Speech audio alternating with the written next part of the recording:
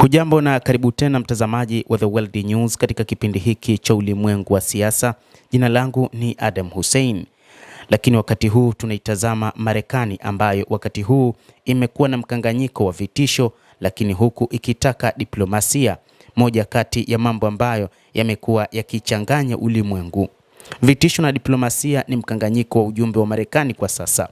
Utawala wa rais wa Marekani Donald Trump unatuma ujumbe unaokinzana kuhusu Iran, ukichanganya vitisho vya kijeshi huku ikiwa na nia ya kufanya mazungumzo, huku wabunge wa Democratic wakitaka Congress ishirikishwe kabla ya hatua yoyote ya vita kati ya Marekani na Iran. Utawala wa rais wa Marekani Donald Trump umekuwa miongoni mwa tawala ambazo wakati huu zimekuwa na mkanganyiko katika kutafuta mazungumzo kati ya Iran pamoja na Marekani.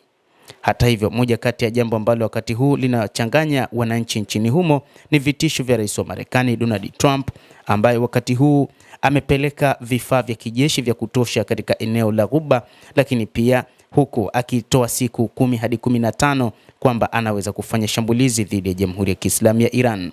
Utawala huo unaonekana kutuma ujumbe unaokanganya kuhusu Iran.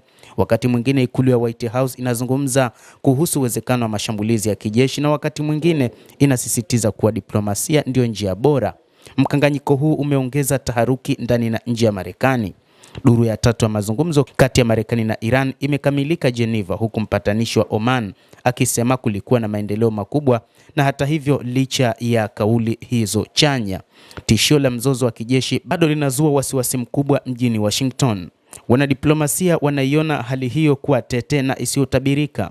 Trump amesema anapendelea suluhisho la kidiplomasia, lakini yupo tayari kuamuru mashambulizi ya kiasi iwapo makubaliano hayatapatikana.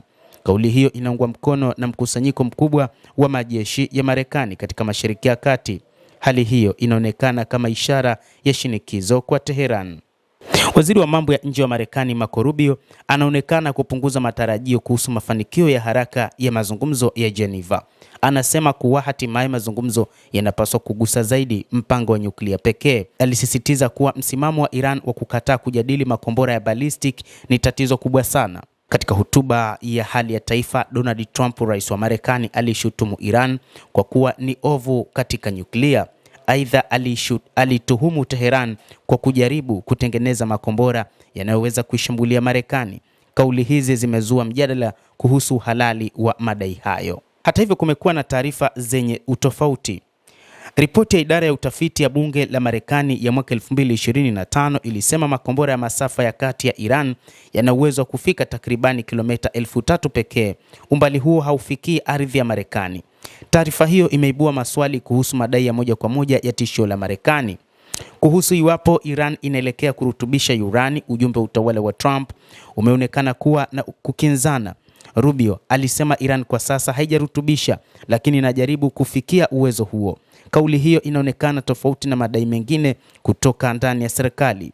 Mjumbe maalum wa Marekani Steve Witkoff kwa upande wake, ambaye anashiriki mazungumzo ya Geneva, alisema Iran imefikia kiwango cha urutubishaji cha 60%, akiongeza kuwa Tehran huenda iko wiki moja tu kufikia malighafi ya kiwango cha kutengeneza bomu. Kauli hiyo inazidisha hofu ya uwezekano wa kupata haraka silaha za nyuklia. Madai hayo yanapingana na kauli ya Trump kwamba mashambulizi ya Marekani mwaka uliopita yaliharibu kabisa mpango wa nyuklia wa Iran. Ukosefu wa uwazi umeanza kufanana na mjadala wa mwaka 2003 kuhusu Iraq. Wakati huo Marekani ilidai kuwepo kwa silaha za maangamizi makubwa ambazo hazikuwahi kupatikana. Mtazamaji wa The World News, hayo ndio tuliokuwa nayo kwa sasa. Ni kile ambacho kinaonekana ni mkanganyiko uliopo nchini Marekani, huku Marekani ipo katika mpango wa mazungumzo, diplomasia, lakini pia ikiongeza vitisho dhidi ya Jamhuri ya Kiislamu ya Iran. Endelea kutufuatilia na nikusihi usisahau kulike, usisahau kucomment, kadhalika usisahau kusubscribe channel yetu hii upate habari hizi kwa mapana kupitia The World News. Jina langu ni Adam Hussein. Endelea kuwa nasi wakati wote, endelea kutufuatilia uweze kufahamu ni nini ambacho kinajiri katika ulimwengu.